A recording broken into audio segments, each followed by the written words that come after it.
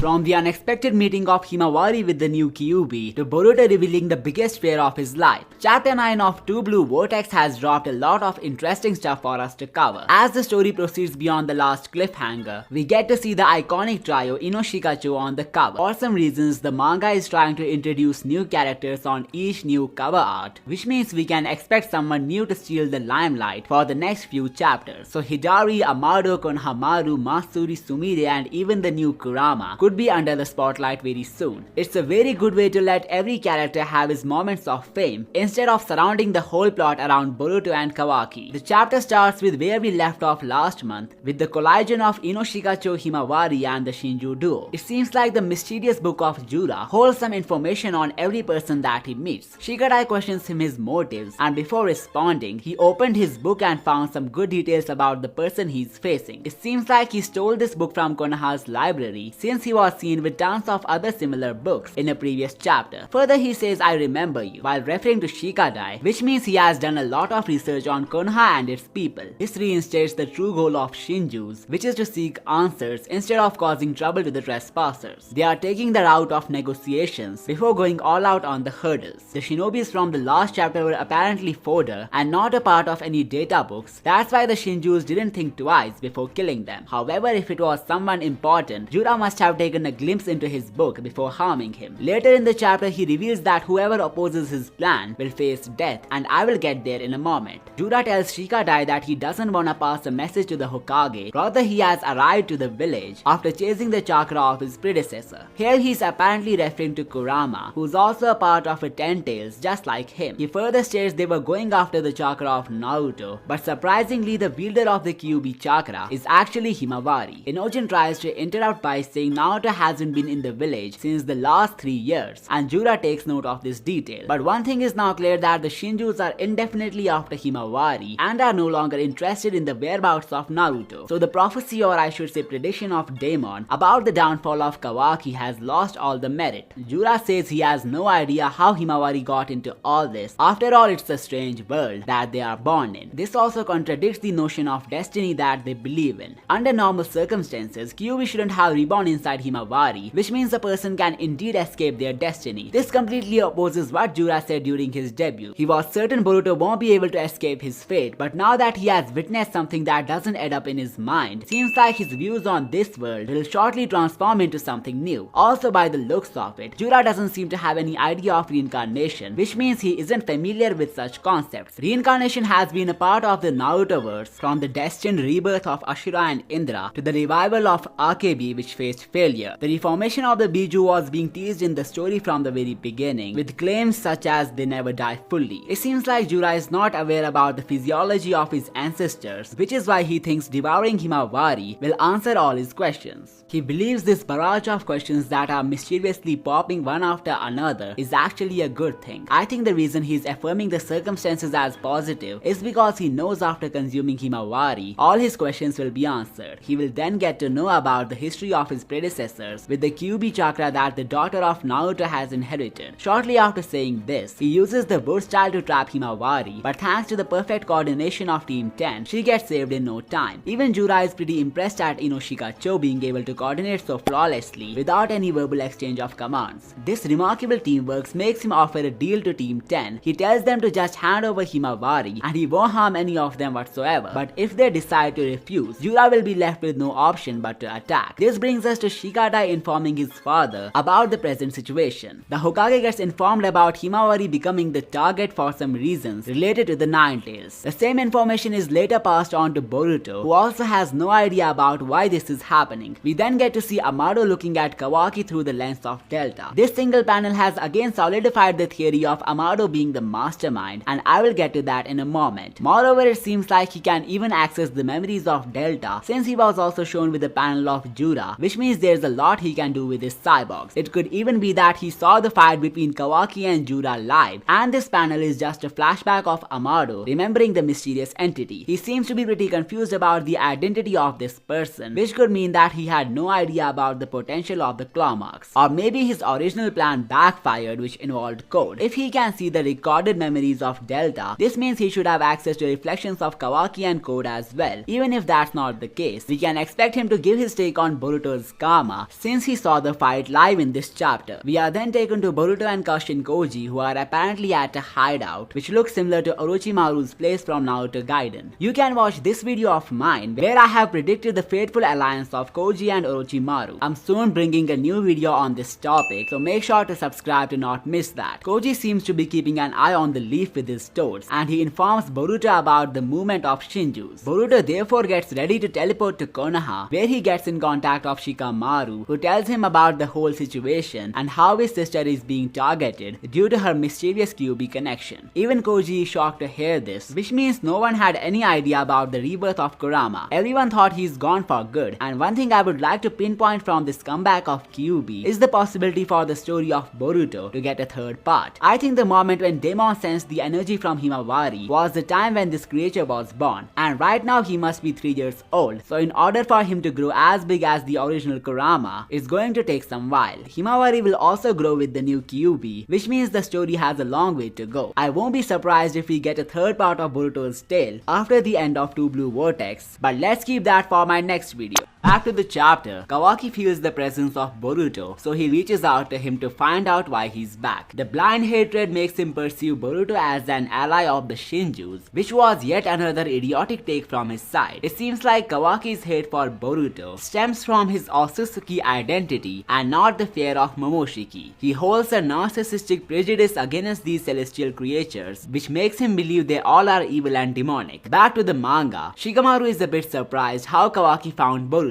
The blue Kama wielder asks Kawaki if he wants to team up against the new enemies, but his words are taken lightly. Then we get to the panel which was released earlier, with Boruto dodging the high intensity chakra rods and later knocking out Kawaki with a single punch. This marks another L moment of the red Kama wielder. His fate seems to be full of L moments, and I have a theory which explains why this might be the case. We know both Code and Kawaki have the powers of Ishiki or Suzuki, but they couldn't walk down on his mighty fate. It could be because they were given the Kama in an artificial manner with the help of experiments. This scientific method of passing down Otsutsuki powers must have taken away some essence from the vessel. That's why Code and Kawaki are wannabe Ishikis and will never be able to get to his level. The next moment from the chapter where Boruto's Kama gets activated for the first time due to its resonance with Kawaki also hints at why the artificial vessel of Ishiki is going to face a very miserable end very soon. So upon the activation of Kawaki's Kama, Boruto's seal gets active as well, and he escapes the place before it takes him over. Even the Toad is concerned about the Kama awakening, and once Boruto escapes, Kawaki spitefully looks at his Kama. I believe it was this moment when he schemed something that will destroy the image of Boruto. It could be that he will activate the Kama to bring out Momoshiki, who will bring destruction to Konoha in the future. This is why Boruto tells him he never expected him to go this far. As for how Kawaki gets so powerful, it will certainly have some hand of Amaro, and I will talk about this possibility in the future. Back to the chapter, Enojin takes away Himawari on his bird, and Jura gets trapped by the shadow jutsu of Shikadai. He then manifests the Jubi Dama to finish Shikadai, but Chocho interrupts him with a punch, saving the life of a teammate. The visport created by the Jubi Dama is too intensive, and Shikadai later claims he would have died if that thing had hit him. Both Chocho and Shikadai get on the bird of Enojin, escaping from the wrath of Jura. Hidari appears and tells Jura if they should chase him, but the Shinju responds by saying they should figure out what's making them protect Himawari beyond their survival instincts. In other words, why do they still wanna protect her even after they were offered the deal of saving themselves? Jura thinks this information will be crucial to them, and this again reinstates the plot point of these villains learning everything from scratch. They have no idea about human empathy and emotions, which is why he assumed Team 10 would accept the transactional deal of conservation at the cost of Himawari's life. Maybe in future when they learn more about human behavior and tendencies, their views on this world will shift dramatically. There is also a small part of Sarada in this chapter where she is wishing for the welfare of Himawari. We then have Team 10 on Inojin's bird when Himawari reveals her weird wish. She wants Inojin to land her somewhere alone, apparently because she has accepted her fate of getting eaten by the Ten Tails instead of getting other people involved. Suddenly she finds herself in a chakra realm with a baby kyuubi in front of her. Now this new Biju could either be a reincarnation of Kurama or a completely new kyuubi who doesn't have the memories of his past. It's kinda similar to the lore of Akebi, who got revived many times by Amaro but never retained the memories of her past life. It will be interesting to see how this new Biju helps her in the middle of this Ten Tails conflict. He seems to have some knowledge about Jura and refers to him as the Ten Tails guy. I had predicted the appearance of the new kyuubi, who isn't Kurama, and you can find out more about it in the right video. I will soon bring more amazing theories on this topic, so do subscribe to not miss them, and I will see you next time.